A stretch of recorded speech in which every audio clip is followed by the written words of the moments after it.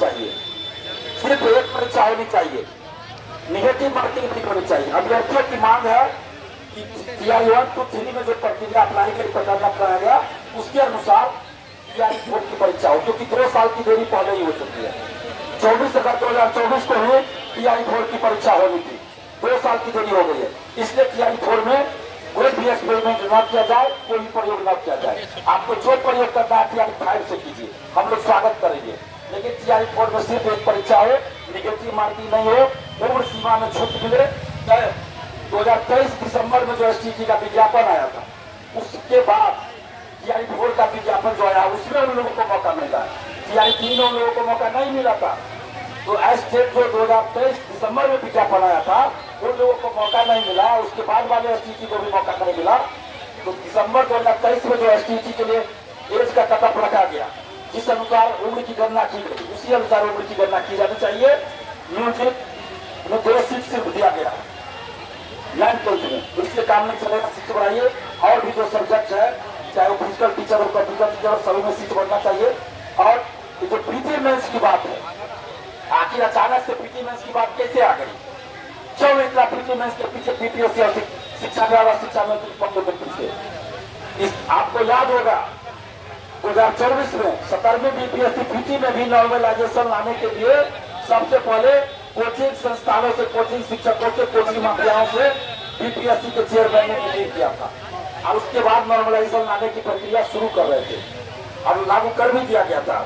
जब हम लोगों ने आंदोलन किया तब नॉर्मलाइजेशन वापस लिया गया, और अभी फिर से बीपीएससी, शिक्षा विभाग और शिक्षा मंत्री जी कोचिंग माफियाओं से, कोचिंग शिक्षकों से, शिक्षा माफियाओं से सलाह लेकर उनकी बातों को लागू कर रहा है, उनके अनुसार नियम कानून बना रहे हैं, कोचिंग माफियाओं, कोचिंग शिक्षकों को फायदा पहुंचाने के लिए।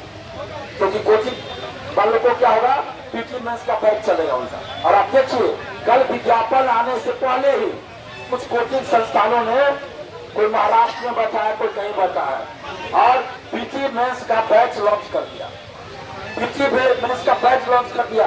ऑफिशियली विज्ञापन भी नहीं आया था, इससे पहले भी विज्ञापन आया नहीं था, यदि याचना जारी नहीं हुई थी, और वो याचना को कुछ कोचिंग वाले यूट्यूबर ने जारी कर दिया।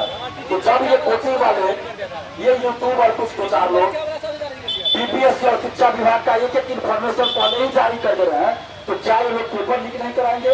और कुछ शिक्षक ऐसे हैं जो पैसा देते हैं बीपीएससी के अधिकारी को, कर्मचारी को, और शिक्षा विभाग के अधिकारी और कर्मचारी को, और उनको कहते हैं कि कुछ भी होने वाला हो तो पहले हमको जानकारी दे देना।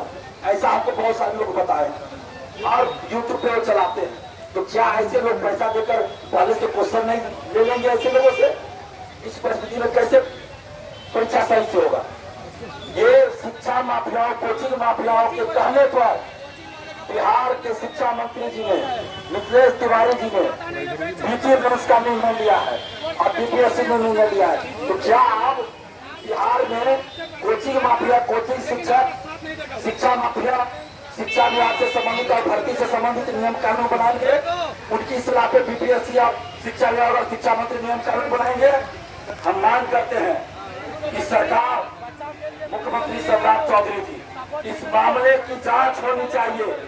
डीओयू से, आर्थिक अपराधी का इसे जांच करवाइए कि आखिर कोचिंग शिक्षकों के पास एक इंफॉर्मेशन कैसे पहुंचता है, कैसे पहुंचता है कोचिंग शिक्षकों के पास। कल को टीआई 4 का लोग पेपर ही लीक करा लेंगे, बिहार की बदनामी होगी, इसकी जांच हो।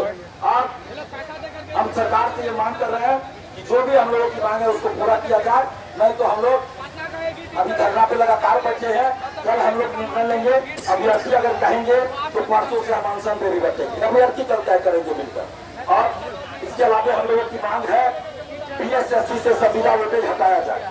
संविदा वेटेज के नाम पर ये धांधली से देख और भ्रष्टाचार का एक नया रास्ता खोला गया, सबसे सुरक्षित रास्ता पर भ्रष्टाचार का खोला गया। पहले आप पैसा लेकर बहाल कर लो, फिर नियमित बहाली में उसको 25% एक्स्ट्रा वेटेज दे दो। 200 नंबर एक्स्ट्रा मिलेगा बीएसएससी में। सुन लीजिए बीएसएससी वालों, 200 नंबर उसको सिर्फ एग्जाम में अपियर हो गया, एक भी गोला नहीं लगा, तो 200 नंबर मिल जाएगा जो संविदा पे बहाल है। और संविदा पे बहाली कैसे होती है बिहार में? बिना किसी परीक्षा के, जान पहचान नेता से, अधिकारी से या पैसा पर भी है तो बहाल हो जाता है। तो हम लोग तो संविदा के आधार पे बहाली का ही विरोध करते हैं। परमानेंट बहाली कोई भी होनी चाहिए। और अगर संविदा बीएसएससी में देना है तो कोई आईएएस की तैयारी करते हैं, एग्जाम देते हैं, आईएएस नहीं बन पाते, उतना रैंक नहीं आता है, तो मान लेते हैं कि इनकम टैक्स ऑफिसर बनते हैं या कोई और अधिकारी बनते हैं, आईएएस आईपीएस नहीं बनते, फिर अगली बार वो यूपीएससी की परीक्षा देते हैं, तो क्या उनको वेटेज मिलना चाहिए? क्योंकि वो पहले से प्रशासनिक सेवा में है, इनकम टैक्स ऑफिसर है या कोई और ऑफिसर है, तो आईएएस के लिए फिर से जाते तो उनको 25% एक्स्ट्रा अंक दिया जाएगा। बीपीएससी सिविल सेवा में पहले से अगर कोई शिक्षक है, पहले से बीडीओ है, आरटीओ है, सीओ है, अगर वो डीएसपी बनने के लिए, एसडीएम बनने के लिए बीपीएससी की परीक्षा देते हैं, तो क्या उनको 25% एक्स्ट्रा अंक दिया जाता है या दिया जाएगा? नहीं दिया जाएगा। तो फिर क्यों भाई ये बीएसएससी में क्यों संविदा वेटेज? तो संविदा वेटेज हटना चाहिए। और 3 साल हो गया, 3 साल हो गया, 36 लाख अभ्यर्थी है बीपीओ में चल स्तरीय बीएसएससी में, करीब 18-19 लाख का बोर्ड में 1.5 साल हो गया उसका, बीएसओ को 2 साल हो गया। बीएसएससी का एग्जाम पे संविदा वेटेज हटाया जाए और ऑफलाइन परीक्षा हो जब तक कि सरकार के पास ऑनलाइन तंत्र विकसित न हो। लाइब्रेरियन की बहाली निकाली जाए, 18 वर्षों से लाइब्रेरियन की बहाली नहीं आई है जी, तो लाइब्रेरियन की बहाली निकाली जाए। और अगर आपको पात्रता परीक्षा लाइब्रेरियन के लिए करानी है तो आप अभी जो एसटीईटी निकाले हैं उसके साथ में आप करा दीजिए, लाइब्रेरियन का आयोजन करवा दीजिए उसके साथ में। और इसके अलावा 1799 दरोगा बहाली में जो धांधली सकी मिली है मेंस में, उसकी जांच हो। 17वीं बीपीएससी पीटी से लेकर मेंस तक जो खेल हुआ है और हिंदी मीडियम वालों के साथ जो भेदभाव हुआ है उसकी निष्पक्ष जांच की जाए। और जो भी दोषी हो, जितना भी अभी तक पेपर लीक हुआ, उन सब में जिन का नाम आया उन सब पे कठोर कार्रवाई होनी चाहिए। और वो 20 पदाधिकारी बिहार का कौन है जिसकी मेंस की कॉपियां बीपीएससी से जब निकाली गई आर्थिक पदाधिकारी के द्वारा तो फुल स्टॉप फॉर्मा और सब कुछ एक समान है, हैंडराइटिंग को सीधा, उस पर आज तक कार्रवाई क्यों नहीं की गई? तो वैसे पदाधिकारी का नाम उजागर हो, उस पर कार्रवाई करे। और वो कौन अधिकारी है, वो कौन कर्मचारी है बीपीएससी ऑफिस के अंदर जो बीपीएससी ऑफिस से ओएमआरसी बाहर भेजता है, मेंस की कॉपियां बाहर भेजता है और फिर लिखवा कर अंदर रखता है, वो कौन है? उसका नाम उजागर हो, उस पर कार्रवाई हो। पीईटी का आयोजन हो, असिस्टेंट प्रोफेसर की बहाली के लिए पीईटी का आयोजन हो, लाइब्रेरियन की बहाली निकाली जाए। दरोगा, सिपाही, बीएसएससी एवं अन्य सभी भर्ती में पारदर्शिता लाई जाए। पारदर्शिता लाने के लिए ओएमआरसी की कागज कॉपी, क्वेश्चन बुकलेट परीक्षा समाप्ति बाद अभ्यर्थियों को दिया जाए। जब परीक्षा समाप्त हो जाए तो 10 दिन 15 दिन के अंदर आंसर जारी हो, जब रिजल्ट आए तो कटअप सभी का मार्क्स जारी हो जाए। एईटीओ की परीक्षा की घोषित की जाए। आखिर क्यों? पिछले साल आप विज्ञापन निकाले चुनाव से बहुत पहले, आपने उस चुनाव में फायदा उठाया और अभी आप परीक्षा का पेपर लीक के चलते पुनः परीक्षा क्यों नहीं हो रही है? तो एईटीओ की पुनः परीक्षा की तिथि घोषित की जाए, ये हमारा डिमांड है छात्र हित में। और इन सभी मांगों को सरकार पूरा करे। और खासकर सम्राट चौधरी जी से हम मांग कर रहे हैं, मुख्यमंत्री जी से, कि जब आप विपक्ष में थे तो हम लोगों के आंदोलन का समर्थन हमेशा करते थे सम्राट चौधरी जी।